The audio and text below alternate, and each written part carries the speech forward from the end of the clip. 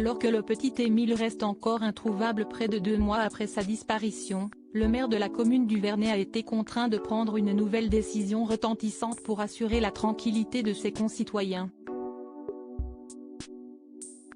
La commune du Vernet attire de très nombreux curieux depuis maintenant presque 2 mois.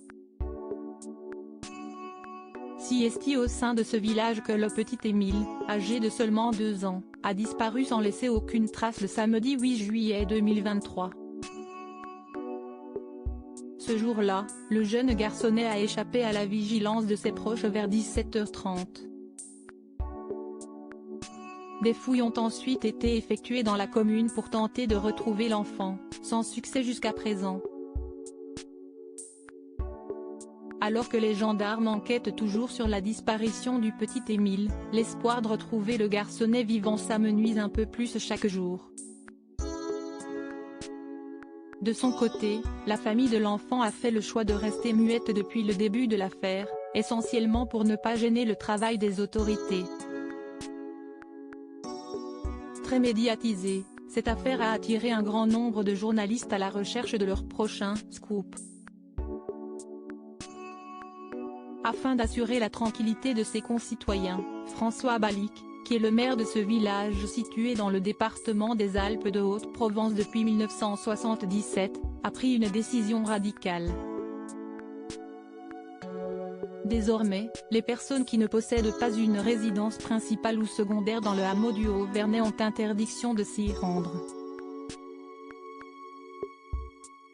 Certains n'osent même plus ouvrir les volets, tellement des photographes mitraillent les lieux, a indiqué François Balic au micro de la chaîne locale BFM d'ici, afin de justifier sa décision. Pour rappel, l'élu avait déjà mis en place un arrêté municipal similaire seulement quelques jours après la disparition du petit Émile. De son côté, la famille de l'enfant a décidé de quitter sa résidence du Haut-Vernet pour rejoindre la commune de la Bouilladis, située dans les Bouches-du-Rhône. Disparition d'Émile, cette première interview des parents après des semaines de silence. Dernièrement, les parents du petit Émile, respectivement baptisés Colomban et Marie, ont décidé de briser le silence, en accordant une interview aux médias baptisés Famille chrétienne.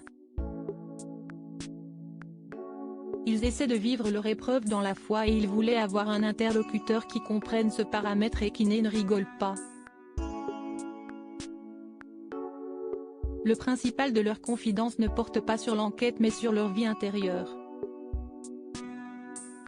J'ai perçu une gêne et une crainte, en fait, entre eux, ils parlent de cette disparition, en famille, avec leur cercle d'amis. Jamais ils n'en parlent à un étranger, avait expliqué le rédacteur en chef de Famille chrétienne, Samuel Pruvot, le mardi 29 août 2023 au micro de BFM TV.